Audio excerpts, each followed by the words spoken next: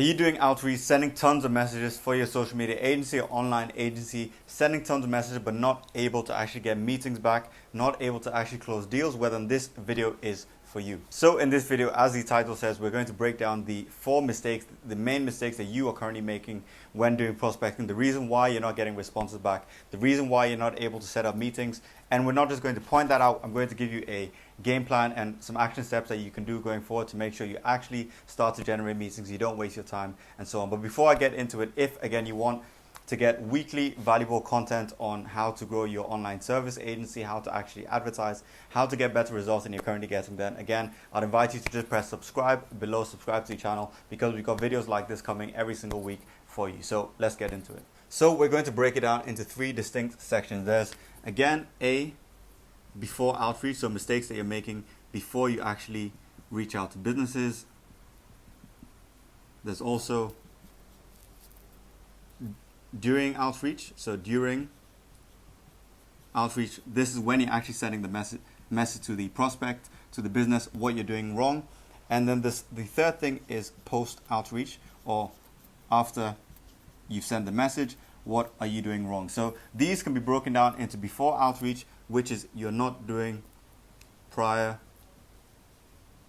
research to determine again if the business is a fit for you, and also to find out information that you can use when doing your outreach. So you're not doing your prior research, you're not qualifying if it's a good lead or not. First of all, qualifying lead. So again, you want to determine again things about how that business is positioned. Are they actually a right fit for you? So are they a fit? This is A. And B, can you even help? So in looking at can you even help, you want to look at some stats that the business has. We'll show you how to do that. Do they actually, are they running ads currently? If you're doing Facebook advertising, for example, are they running ads? If they're running ads, what sort of ads are they running? Are there anything that you can point out in terms of the ads that they're doing that you can improve on? That is something to look at. Do they have a Facebook pixel? Many businesses don't even have a Facebook pixel. Now, you as a service provider, that is very easily something you can help with, and you've qualified them, first of all, in your mind that they are actually worth investing this time into because they're a good lead. So many people go wrong with this, just spam hundreds of businesses, which again, of course, is a numbers game, but you still want to do prior research to firstly enable you to go into the next steps properly, enable you to have better messaging when you reach out to these prospects. And then that leads us to the second thing, which is mistakes that you make during outreach. And again, we're going to walk you through exactly how you can do this research. So you want to look at things like the Facebook pixel, which will show you Facebook pixel. You want to look at Facebook ads that they're running, current page engagement. You want to look at those. Use things like SimilarWeb. So again, this just takes 5 minutes. 5 minutes or less than that. Let's say 5 minutes of a bit of prior research before you start doing outreach. Now, during outreach, the big mistake that a lot of people make is no customization. No customization. So think about it. When you are reaching out to a business, I know you want to send quite a number of messages out. So what most people do is they just have one template. They just send out to tons of businesses, which can work. But you also want to make sure in some way you are customizing that message to the prospect. So for example, if you've done your prior research, you've looked at their website, they've won an award. For example, they won an award. You want to refer to that when you're reaching out to them. Congrats on your award, and then lead into what you actually offer them. So that is going to get their attention. Also, you want to, again, say how you found them sometimes. So I found you looking through prospects, or not looking through prospects, sorry. I found you looking through gyms in Toronto, and I was impressed that you won this award or something, and then lead into how you actually are going to deliver value. So no customization, and that is a big thing that even if a prospect perhaps needs your service, when they see you haven't even taken the time to customize it to them, it looks like you send that to tons of businesses, which of course you have. But the trick is making it look like that is a customized message. If you do that, your response percentages are going to go up. You're going to be able to get more from the outreach that you're currently doing. You just don't want to have a numbers game when you're not actually getting any message back. You just look spammy. You're going to turn off prospects, which could be good prospects. So you want to make sure that you are doing customization, and that comes from research as well. Customize the message that you're sending to businesses, even if you've got a template or script. The third thing is after outreach, the mistakes that people are doing, you might be doing them as well, which is you've done a bit of outreach, you send some messages out and you don't have any response from the business within a couple of days, so you forget about that business completely and you go to another business. So you just are in a constant loop of just messaging completely cold prospects. So you're just stuck in the loop of, again, reaching out to a business, they don't respond, reaching out to another business. But again, why don't you follow up with the businesses you've already reached out to? Perhaps they just missed your message. So basically the key is, again, follow-ups. At least 2 or 3 touch points with the business. So you don't want to just send one message. Even if, for example, you send them a Facebook message, you want to find their Instagram page and send them a similar message. So it's achieving a bit of sort of omnipresence for that business. Every time they go to a social channel, they see a message from you. And even if they're not interested in that point in time, you're definitely going to be top of mind when you send a message to them one day and they are at that point where they need your particular service. So post outreach, basically just follow up. Make sure that you aren't just letting leads go dry after you reach out to them once. So you want to use tools like a CRM, like for example Pipedrive. If again you're just starting out, you don't have money for Pipedrive, it's just about $10 or £10 a month. But what you want to do is then use Trello, which is free. Use a board. I'll show you how to do this. Or you want to use Excel and track your lead. So you track whether somebody is a cold lead, you've never reached out to them before. Once you reach out, track if you've done a follow-up, track if you've done another follow-up, track if they've perhaps got on a phone call with you and not turned into a customer. You want to follow up again. So again, it's broken down into this mistakes that you're making before outreach. Do your research, make sure they fit the criteria that you are looking for in a business, first of all, because if they're not a fit, if they're completely a bad business, even if they respond back to you, you're going to be wasting your time. Number 2, with the research you've done before, make sure you customize your outreach method. If you do that, you're going to get far greater response. And just think about it, you don't want to be spammy to a business, even though you're sending mass outreach. The third thing is post outreach. Make sure you use some CRM system, some kind of way to track your outreach. Track firstly what the success rate of your outreach is. How many people did you reach out to? How many people responded? And then you also want to track your leads, so you're following up with people sequentially. So now I'll hop into my laptop, just show you a bit about how you can do the research stage, how you can customize when you're sending the outreach message, and also how to use a CRM system to follow up in Pipedrive or Trello or whatever CRM system you use.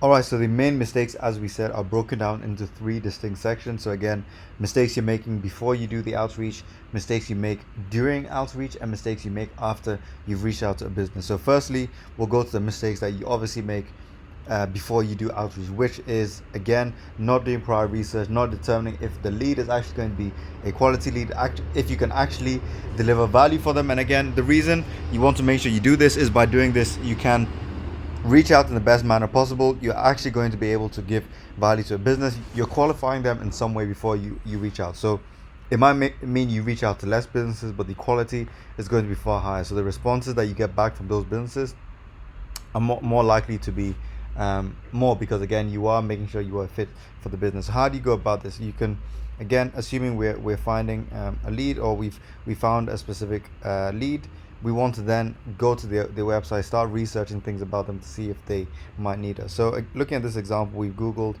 boxing gyms in Toronto. I've already opened up some in a new tab. So for example, we've gone to this website here. We're looking for businesses to reach out to. So before outreach, again, we're doing our research now. So looking at this page, firstly, we can see that it looks like a pretty good website, pretty clean. It's a boxing gym. They've got a nice banner image, hero image here. You can book a class, buy a class, it says here. So they definitely put some work into this website. But as you can see here, they don't have a pixel on this site. So again, doing our research, this is perhaps something we can help them with, something that they haven't done, and maybe they have their reasons, but unless we look into this, we won't see the potential bottlenecks that they're running into. We can't suggest anything. For example, if we're sending a Loom video, we don't know if this lead is going to be good or not, or qualified in the first place for our service. So looking at this, again, obviously they don't have a pixel, so there is definitely something we can help with, at least point them in the right direction. So another thing is, by using SimilarWeb, we can also look at the insights of the site. So nothing comes up on SimilarWeb, meaning they probably aren't driving tons of traffic, or they don't have tons of data on this website. So again, another point of information that we've collected about this business to determine, again, if they are a fit for us. The third thing you want to do as well is you want to go to the Facebook ads library and you want to check if they're running ads. So again, that particular business, I know they aren't running ads because I've searched this before, but just to show you, for example, let's look at Gym London, Powerhouse Gym. So this is a gym in London that is running ads. So we want to look at these sorts of ads that they're doing. So it seems like they're actually not running any ads at the moment. So we want to again go back, gym, New York, and again, this is not the specific gym we're going to look for, but I'm just showing you how you would go about determining if they are running ads or anything like that. So we go to all, New York Fitness. Again, all these pages don't seem to be running ads. That is very strange, but let's just say US Gymnastics again. Okay, this is strange. Nothing is coming up on here, but usually you should be able to come on here, check out the ads that a page is running, and then you can determine if there's something that you can help them with. For example, maybe they're not running any ads, or take a look at if they're running ads but the ads are not the ads don't have proper messaging, or messaging that will really increase click-through rates and get the right results from the ads. Maybe they don't have ads that speak to people at different points of the customer journey. Look at that, determine if there's something you can help with, and all that comes from research. And you want to do this with every single lead that you are going to reach out to. So just to determine if, again, they are a good fit. So as you can see here, these people have got the pixel. We're just looking through the website again. We go to their social channels. So take a look at what they're doing on take a look at what they're doing here. So we can take a look at the assets and so on that they have. Do they have things that we can work with if we advertise for them? Take a look at all this. What can we really point out on here? Also take a look at the YouTube. Do they have good assets for us to use? Again, all this is great information to see, okay, this person that I'm going to reach out to, definitely a quality lead because they've got assets I can work with, but they are missing out on things that I can help them with and I can generally provide value. So that's step one. Before outreach, do this research. Alright, so step number 2 is during the outreach, and again, it's tied to the research in the first step, because by doing proper research, you would have found a couple of things that you can use to customize the outreach message that you're sending out. So again, when sending out an outreach method, even if you're sending to tons of businesses, you want to make sure there is some sort of customization in that message in order to get the best results from the outreach method. Now, again, a very simple form of customization could just be stating the city or area that the business is in your outreach method, making sure you obviously state the niche that business is in, making sure you refer to the website. Those are all forms of customization, but even better is customization that is you've actually looked into it, and it's not just cut and pasting the website, for example, in your email. It's, for example, looking at, have they won any awards, for example. So looking at this, for example, this website here, Toronto Boxing Academy, as we can see here, they're winner of the Top Choice Award. So this might be something that we can reference in an email or in a message or a Loom video, reference the fact that they won an award, just to break the ice, just to establish some commonality, and just to get them sort of bought in with us before we even go into why we're reaching out. So, for example, you can send a message saying, hey, firstly, just wanted to congratulate you on the Top Choice Award. I saw you won that. It must be whatever. Just establish some commonality, and you can only do that from research, and that allows you to customize and get better results. Another form of customization, you can search on the website to see, okay, do they have, what coaches do they have, what are the coaches' names? Can you maybe by research find out who the head coach is, so you can refer to that? Is there any information? See, so here actually I just scored over this. Brock is an owner or head coach. Sarah is also an owner and head coach. So when you're reaching out, you can now try and find Sarah Lowe's email address or Brock Arthur, because you know these are the decision makers in the business. So you only knew this from research, and by just doing this, as you can see, it takes a minute or two. We can reference that in our outreach, and it's more likely that our outreach message works because we've done that. Now we can also take a look at, for example, on the Facebook page, you can be creative when you're doing research to find what you can customize. You can take a look at reviews. Is there anything that somebody references on here, any specific name, any specific thing about the business that you can then go and reference in your email, in your Facebook message, in your Loom video to show them you've done your research, show them that this is a customized message, and again, they are going to respond far better to that, which is what you want.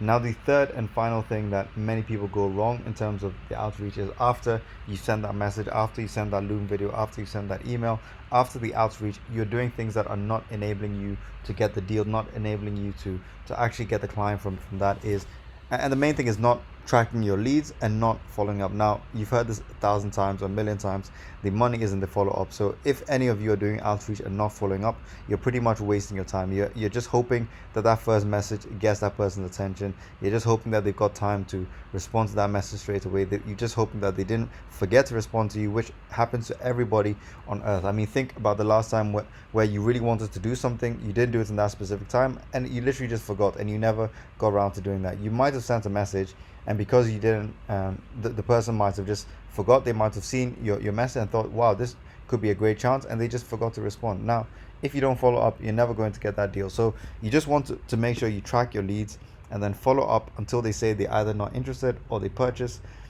You want to keep following up. So as you can see, this is a place that you can use to track your leads, so you can follow up adequately. It doesn't need to be this tool, which is Pipedrive. You can use things like Trello, you can use Excel sheets, as we said, you can use a notepad and pen. No matter the way that you can track leads, you just want to make sure you do it. So if you are using Pipedrive, this is kind of what you want to keep track of. So for example, this is us reaching out to Bob at Toronto Fitness. Deal value, again, maybe we don't know this. You can note down some things about the business here. Bob, blah blah blah blah, and now we put Bob as a lead. He became a lead, and then we can put also, let's say, Anna from New York boxing. Again, we can add Instagram here or any details here. Press save, and then we can add in maybe Tim.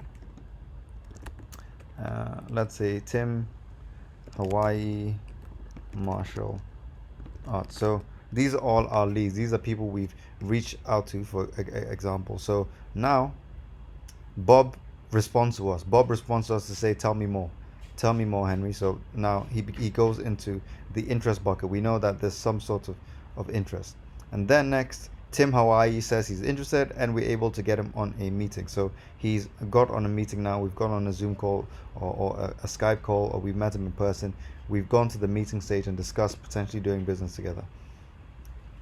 And then Anna, she's interested. She's got to the meeting stage. She's verbally confirmed that she wants to go ahead with the deal.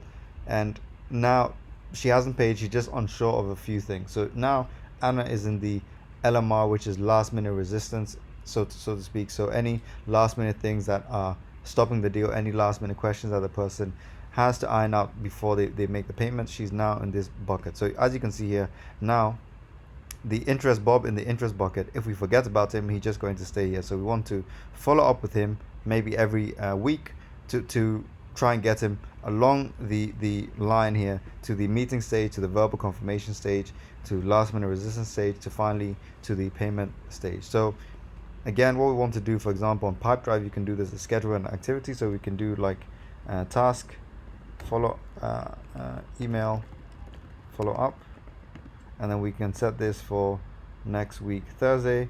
And now we're going to get a reminder to follow up with Bob. Now, if we follow up with Bob and he says, oh, sorry, I just forgot about this, let's get on a call, then we do get on a call. He does verbally confirm, and now he's stuck in the verbal confirmation phase. He says he wants to go ahead after our meeting, and this is fantastic. Send me over the invoice, for example. We do all that, and we don't hear back from him. Now, we could just leave that and let this deal go dead. But we want to respond, again, follow up with him, and just check in. Hey, Bob, I know you said you want to go on with this deal, but not heard back from you. Is there anything stopping this deal?